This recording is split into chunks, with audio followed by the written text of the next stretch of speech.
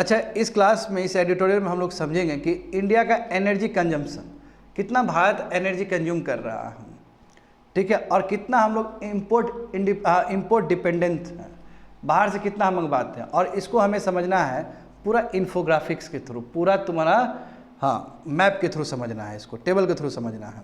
तो यहाँ पे देखो, जूम करो और इसको समझने का प्रयास करो। देखो बच्चे लोग, एनर्जी मिक्स टर्म सुने हो, कई बार मैं पढ़ाया भी हूँ तुम लोग को। एनर्जी मिक्स, उसमें देखोगे तो 39%, मैं फाइनेंशियल ईयर 24 का बात कर रहा हूँ, ठीक है, जो नीचे दिया गया है, इसमें 38.9 यानी कि 39% एनर्जी कहाँ से आता है? ऑयल प्रोडक्ट से आता है, ऑयल से आता है, ठीक है, नंबर 1। नंबर 2 क्या है? कोयल, जिसमें हम लिग्नाइट को भी जोड़ के बात करें, वो 33% है। समझे? ये हमारा एनर्जी है, प्राइमरी एनर्जी मिक्स। इलेक्ट्रिसिटी से कितना आता है? 21% आता है। और नेचुरल गैस से कितना आ रहा है? केवल 6.5% आ रहा है। यही जो नेचुरल गैस है, इसी को हम कितना दिन से बोले कि हम 12% करेंगे।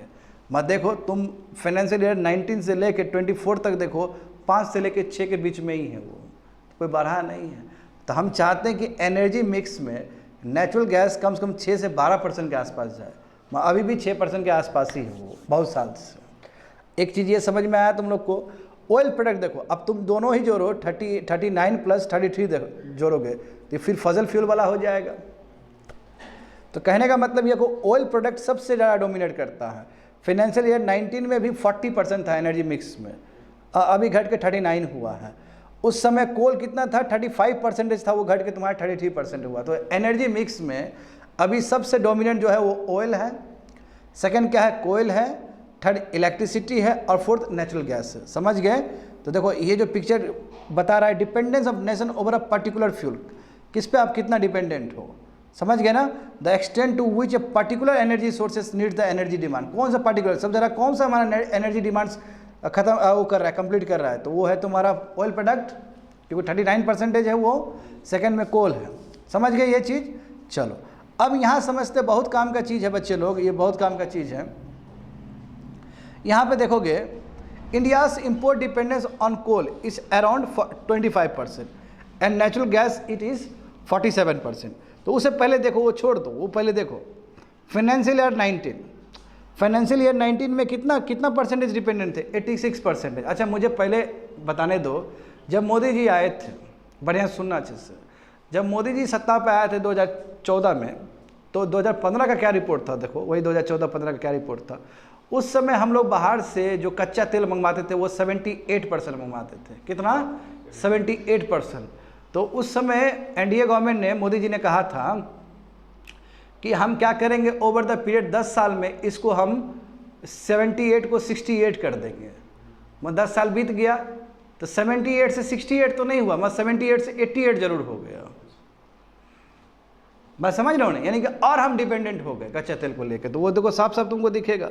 फाइनेंशियल ईयर 24 में देखो 88% हो, समझ गए ना? अब फाइनेंशियल ईयर 19 में भी तो तुम 86 ही थे। तुम बात करो 2014 और 15 का, तो उस समय तुम 78 था। आया समझ में? एक ये, यानी क्रूड ऑयल डिपेंडेंसी बढ़ते चला जा रहा है, नंबर 1। दूसरा देखो, कोल देखो, हाँ कोल देखो बच्चे लोग, कोल का परसेंटेज देखो।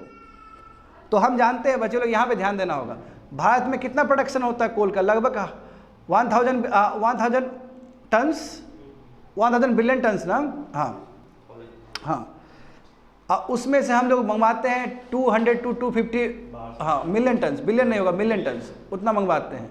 तो लगभग कितना? 20 से 25%। तो वही फिगर तुमको दिया गया है, देखो वहाँ पे लगभग 25%। और उसमें भी 250 बोल रहे हैं, तो कुकिंग कोल और नॉन कुकिंग कोल दोनों को जोड़ के बोल रहे हैं, ठीक है? ये हो गया ना आंकड़ा, ये पता चल गया तुम लोग को। अब बात करते हैं नेचुरल गैस का। जब भी नेचुरल गैस का बात करते हैं तो हम लोग क्या बोलते हैं कि लगभग हम लोग 45% से 50, यानी कि वही लगभग 45% हम लोग बाहर से मंगवाते हैं नेचुरल गैस। और नेचुरल गैस में सबसे बड़ा कंट्री कौन है जो देता है हमें तेल? कतार। हाँ, तो देखो वो देखो 46% है, वही बात है। तो ओवरऑल हम कितना डिपेंडेंट है, चाहे क्रूड ऑयल का बात करो, चाहे कोयल का बात करो, चाहे नेचुरल गैस का बात करो, तो अभी भी हम 40% लगभग ओवरऑल डिपेंडेंट है, ये तीनों जोड़ के। तो हम कह सकते हैं कि ह्यूज डिपेंडेंट है।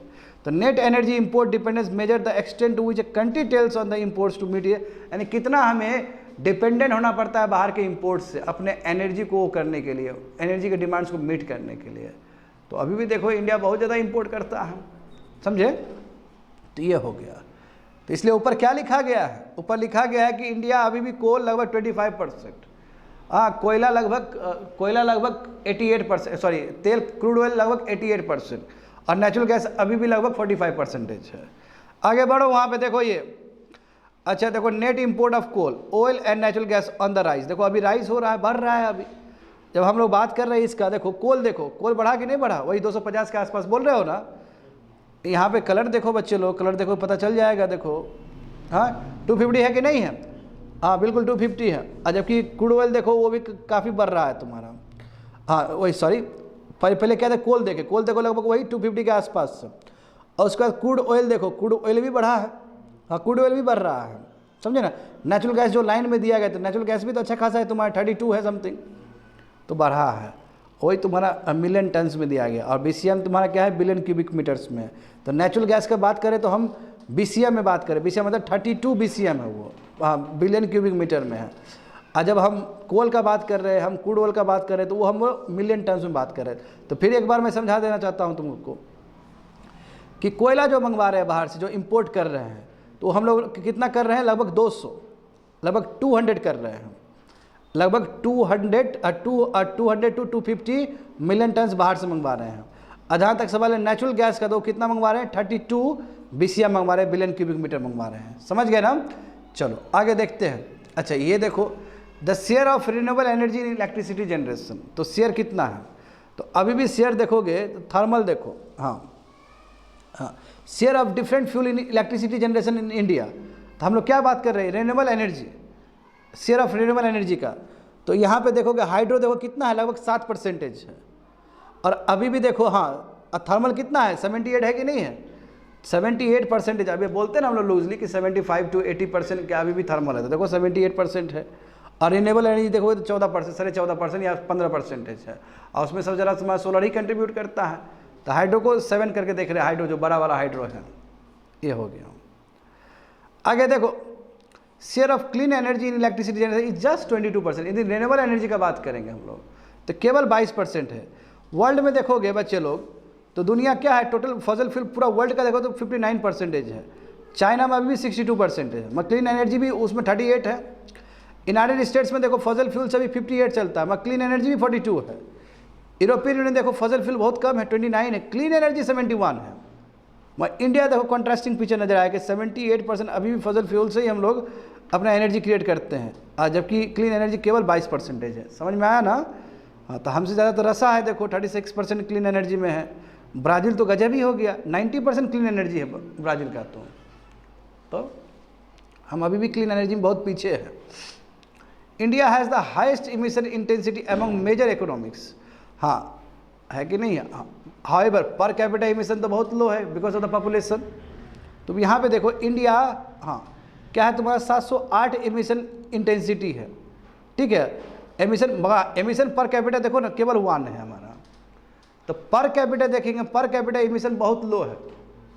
ओवरऑल देखेंगे तो बहुत हाई है, सबसे हाईएस्ट है, चाइना से भी ऊपर है, क्योंकि हम डेवलपिंग कंट्री अभी हमारा नीड है।